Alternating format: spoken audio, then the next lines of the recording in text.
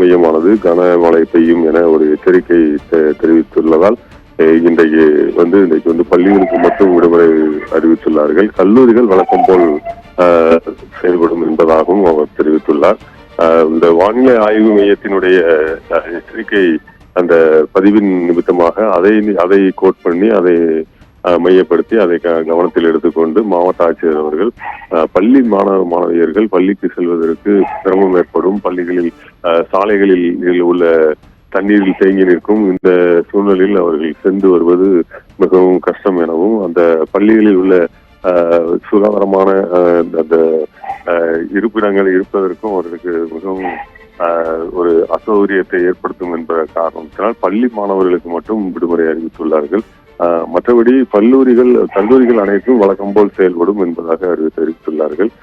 இதற்கிடையே அந்த கனமழை காரணமாக சாலைகளிலும் பெருக்கெடுத்து தண்ணீர் ஓடுகின்ற சூழல் இப்பொழுது ஏற்பட்டுள்ளது. அதாவது தூத்துக்குடியிலிருந்து மாநகராட்சி சார்பாக அனைத்து இடங்களிலும் மழைநீர் வடிகால் வசதி ஏற்பாடு செய்யப்பட்டுள்ளது. 90% பன்னீர்கள் முடிவிட்டுள்ளது. எனவே தண்ணீர்கள் தேங்காது என்பதாக மாநகராட்சி மேயர் ஏற்கனவே தெரிவித்திருந்தார். ஆனாலும் ஆங்காங்கே தண்ணீர் தேங்கி நிற்கும் சூழல் ஏற்பட்டுள்ளது. எனவே பள்ளி மாணவர்கள் செல்வதற்கு இடையூறு ஏற்படும், அவர்கள் செல்வதற்கு மிகவும் சிரமப்படுவார்கள் என்ற ஒரு காரணத்திற்காக இந்த விடுமுறை அறிவித்துள்ளார்கள். ஏற்கனவே கடந்த வெள்ளிக்கிழமை இதே போல ஒரு மழை ஏற்பட்டது. அந்த பள்ளி செல்லும் நேரத்தில் அந்த நேரத்தில், அதாவது காலை 8 மணி முதல் 9 மணி வரையிலான அந்த நேரத்தில் கனமழை பெய்தது. ஆனால் மாவட்ட ஆட்சியர் அதற்கான அறிவிப்பை வெளியிடவில்லை. ஏனென்றால் கனமழை எச்சரிக்கை வானிலை ஆய்வு மையத்திலிருந்து எதுவான எச்சரிக்கையும் வரவில்லை என்ற காரணத்தால் அவர்கள் அதை அன்றைக்கு கொடுக்கவில்லை. ஆனால் அது தூத்துக்குடி மக்களிடையே ஒரு மிகப்பெரிய அதிர்வலையை ஏற்படுத்தியது.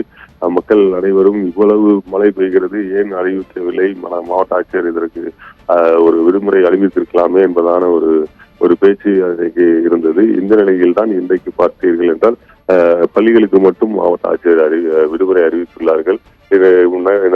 இரவு முழுவதும் அவ்வப்போது மழை பெய்து வந்தது. இப்பொழுது மழை இல்லை என்றாலும் மேகத்துடன் மழை பெய்வதற்கான சூழலில் இப்பொழுது இருந்து கொண்டிருக்கிறது. திடீரென மழை பெய்தாலும் பெய்யும் என்ற நிலையில் தான் தூத்துக்குடி இப்போது உள்ளது. இந்த நிலையில் தான் மாவட்ட ஆட்சியர் அவர்கள் இந்த அறிவிப்பை அறிவித்துள்ளார்கள். இது முக்கியமாக பார்க்கப்படுகிறது.